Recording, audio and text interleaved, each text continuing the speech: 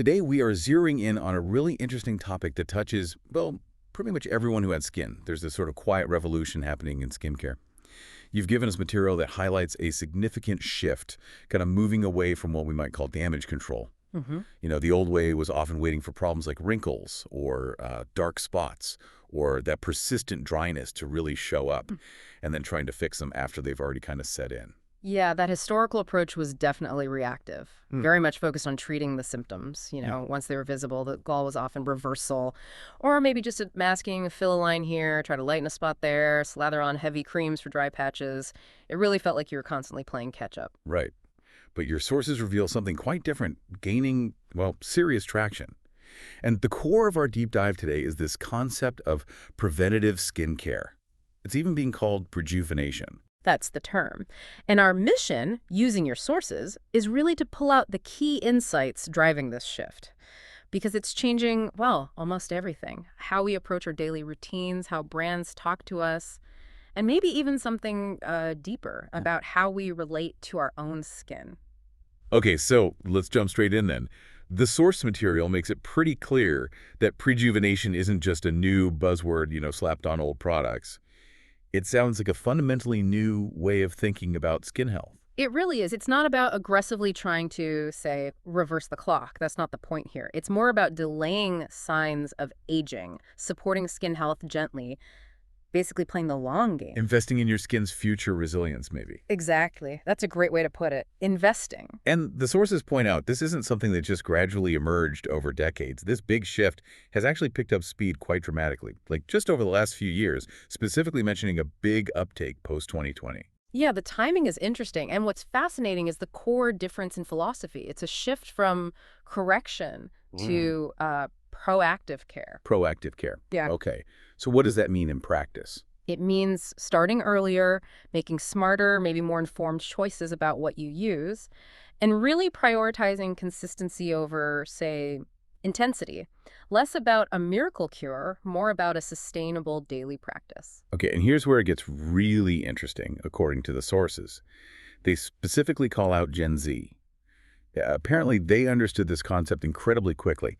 It highlights that over 60% of Gen Z consumers are already using preventative products, things like barrier support creams, maybe gentle retinoids, peptides, before they even turn 25. Yes, that's the key. They're not waiting for the visible signs, the damage to prompt them into action. There's an analogy used in the source material that really sticks. They're treating their skin kind of like they brush their teeth. Brushing their teeth, how so? Well, it's a daily thing, right? Intentional, focused on prevention, long-term health, not just fixing problems once they show up. Okay. You brush daily to prevent cavities, not just fill them. Precisely. It's built-in prevention. A habit. Applying that logic to skin.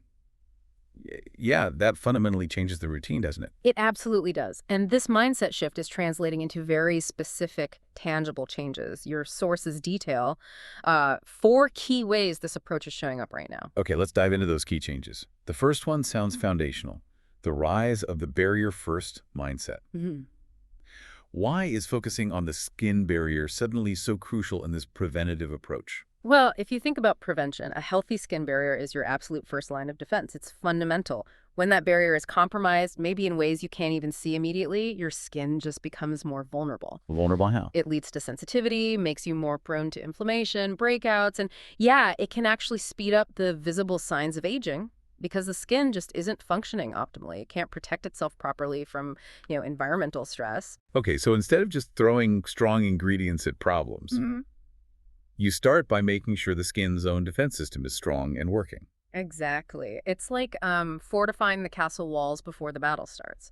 And because of this focus, the sources note certain ingredients are having a real moment right now. Like what? Things like ceramides, those lipids that hold skin cells together, like mortar and bricks. Also postbiotics, which help support the good microbes on your skin's surface, the microbiome. And gentle, soothing emollients that reinforce that protective layer and lock moisture in. Got it. Build that strong foundation first. Makes sense. What's the next big shift? The second one is moving towards balance over actives. There's a definite move away from that idea that you need to layer like 10 or 12 different potent serums. Oh, yeah. The 12-step routines. Right. That more is better approach, especially with lots of strong actives, can often just overwhelm and irritate the skin. It can actually damage the very barrier we were just talking about. Ah, so the maximalist approach is maybe giving way to something curated. Exactly. Curated is a good word. The new focus, according to the sources, is on smart mixes, using ingredients intentionally, pairing them to boost benefits while minimizing irritation. So what would that look like? Maybe you use one effective retinoid, for instance, but you make sure it's paired with plenty of hydration and those barrier support ingredients. Or perhaps you focus on a next generation peptide blend targeting specific concerns.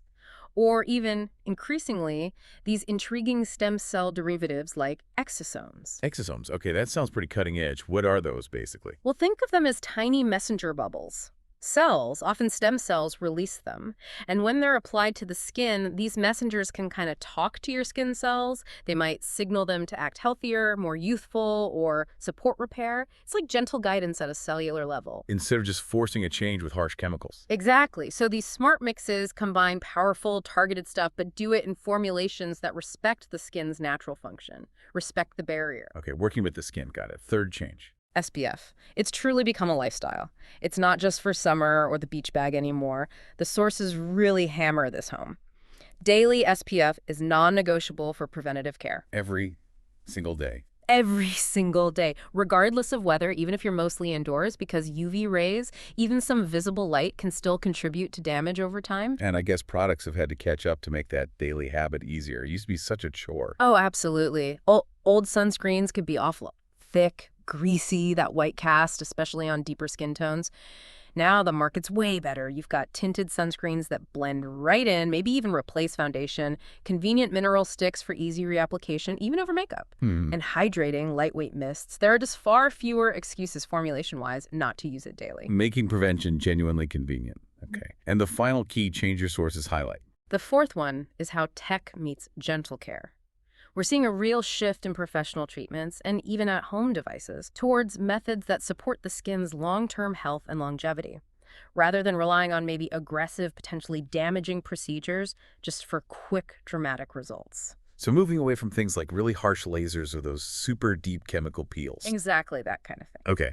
The sources talk about modern approaches like red light masks. They use specific light wavelengths to gently reduce inflammation, stimulate collagen, no heat, no real damage. Okay.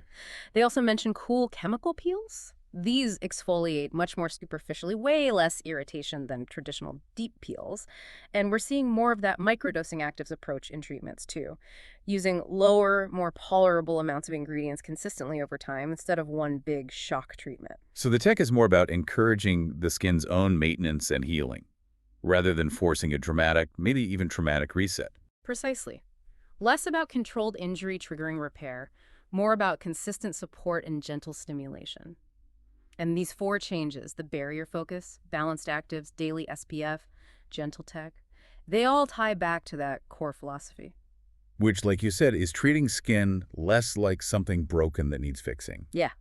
And more like a dynamic living organ that just needs support. Exactly. And the sources note that brands are really starting to mirror this in their messaging, too. Their marketing isn't so focused on those dramatic before and after shots promising the moon in a week. Right. No more erase 10 years in 7 days kind of promises. Precisely. The language now is more about promising consistency, promoting skin calm, building resilience. They talk about supporting cellular balance and achieving everyday radiance. It just sounds much more sustainable, less like a quick fix. It really does sound like a shift from, I don't know, a combative approach fighting aging to something more collaborative, like partnering with your skin for its long-term health. That's a great way to put it. A partnership. And this brings us to something the sources suggest is maybe even deeper. They propose that when you stop treating your skin like it's an emergency, something needing urgent, aggressive fixing, and you start treating it with care, with respect, like that living, intelligent organ, something significant changes, and not just on the surface. What do they mean by that, beyond just better-looking skin?